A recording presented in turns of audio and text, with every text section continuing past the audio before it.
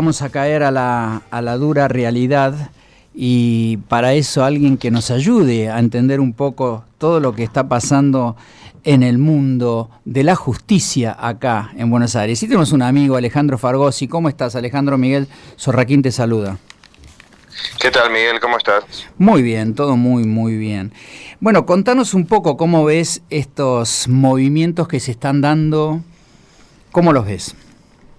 Con una enorme esperanza, la verdad que tengo una enorme esperanza porque al fin se ha terminado el excesivamente largo periodo de presidencia del doctor Lorenzetti, que fue reelecto 3 veces, o 4, ya se perdió la cuenta, cosa que está mal, no está prohibida, pero está mal, porque nadie se tiene que quedar eternamente en ningún cargo en un sistema republicano, o sea, la eternidad en los cargos es de las monarquías, no de los sistemas republicanos, porque eso va generando una cantidad de efectos. Uno termina creyéndose que es el cargo que tiene y tiende a abusar del poder, etcétera. Como fuere, pensemos en el 2030, el 2040.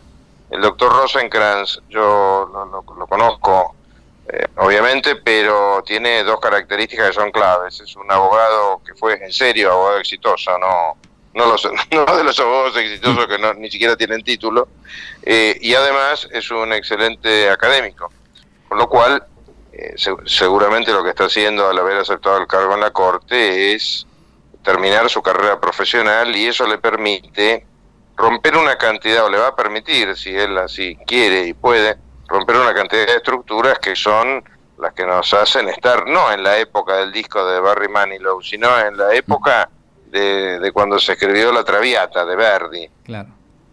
O sea, la justicia no evoluciona desde hace 100 años mínimo, y no evoluciona más allá de que hayan comprado computadoras que terminan usándose como máquinas de escribir. O sea, es un problema conceptual. Tenemos que ponernos los pantalones largos y empezar a tener en cuenta que un juez es un servidor público que además está excelentemente retribuido de muchas maneras, no solamente con sueldos monumentales, sino con una jubilación que no tiene nadie, con vacaciones excesivas, con unos horarios que están escritos en el agua, en fin. Hay mucho para meter mano en el Poder Judicial, y al ser el doctor Rosenkrantz una persona que viene de afuera, no tiene todas esas, cuando digo de afuera del Poder Judicial, ¿no? Sí. No tiene todas esos condicionantes que te da el pertenecer a un sector muy cerrado. Admitámoslo, a todos nos pasa en distintos planos de la vida. Cuando uno es parte de un grupo muy cerrado, termina viendo la realidad muy sesgada. En este caso, la frescura que le da al doctor Rosenkrantz venir de la profesión es enorme, y además tiene un excelente equipo de asesores, además. Alejandro, el Tano Pazman te saluda, ¿cómo estás? ¿Cómo te va, Tano? Bien, ¿me escuchás bien ahí? Perfecto. Buenísimo. Alejandro, 2 preguntas te hago. ¿Cómo llega el doctor Rosenkrantz a ser presidente de la Corte? ¿Sí? Si es a través de una elección, si lo deciden desde el lado de la justicia. Y la segunda pregunta es si va a haber elecciones en el Consejo de la Magistratura este año. Mira, la Corte elige a su propio presidente. La Corte son 5 miembros, con lo cual se necesitan 3 votos. Y lo que pasó en esta oportunidad fue que el doctor Lorenzetti volvió a anticipar la elección.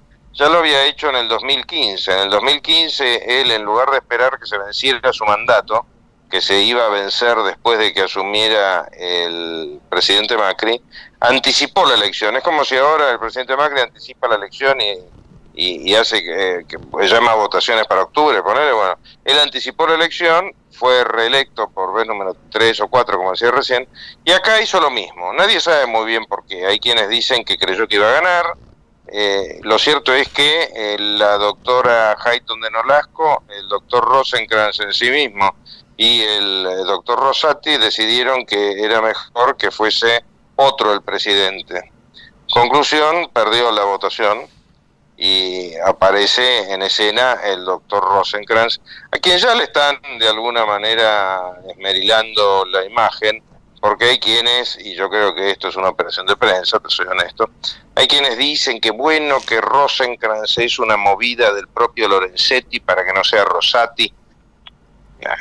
Creer que Rosenkrantz es una especie de personero de Lorenzetti es un absurdo, que lo que está buscando es desgastarlo al doctor Rosenkrantz. En fin.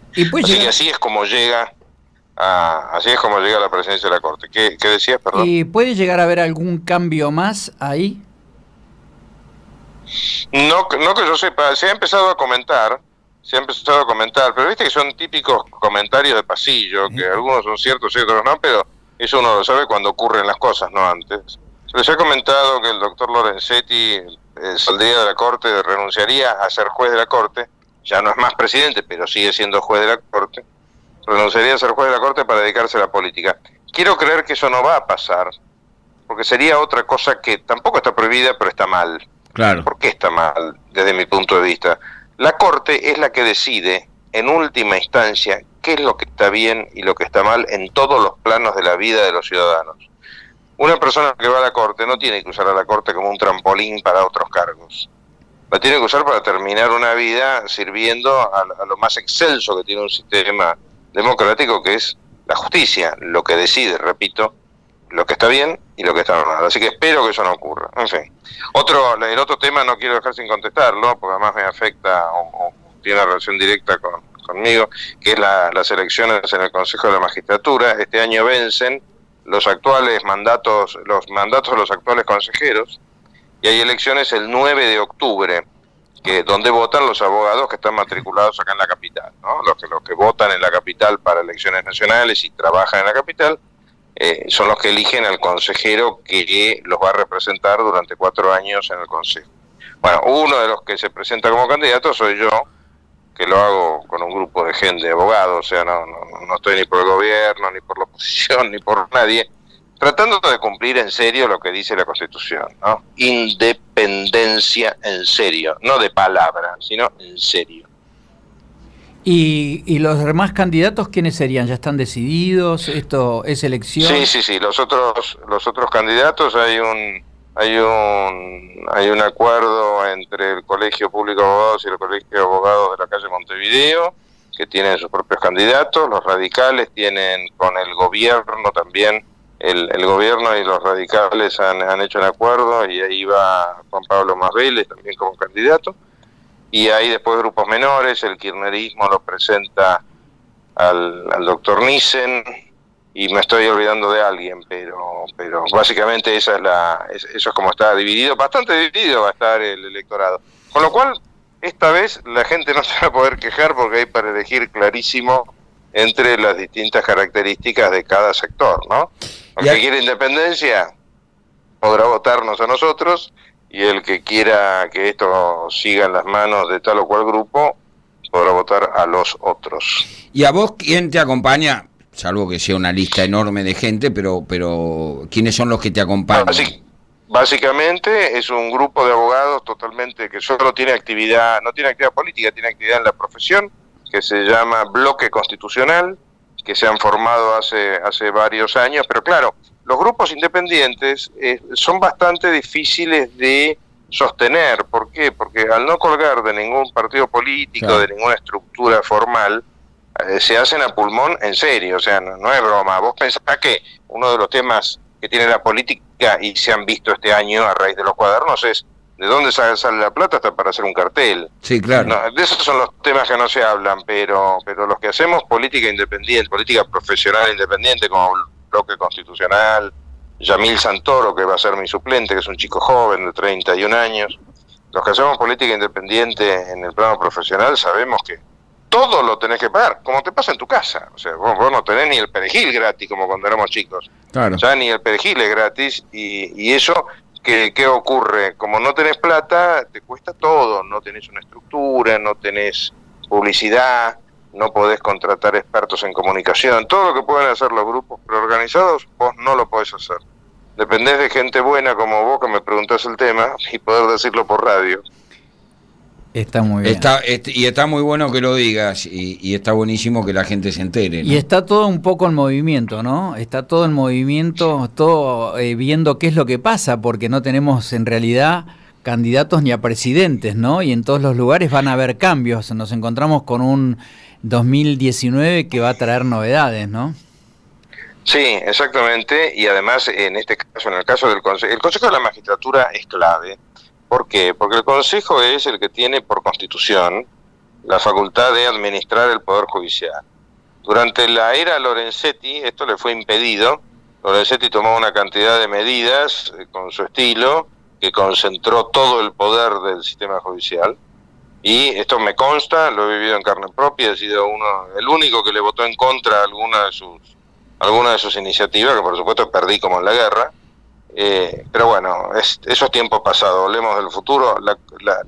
La composición de la Corte es por supuesto decisiva, pero la del Consejo es muy importante, porque puede convertirse en un apalancamiento para que la Corte y los jueces ayuden a cambiar al país de una buena vez por todas, o puede convertirse en un lastre.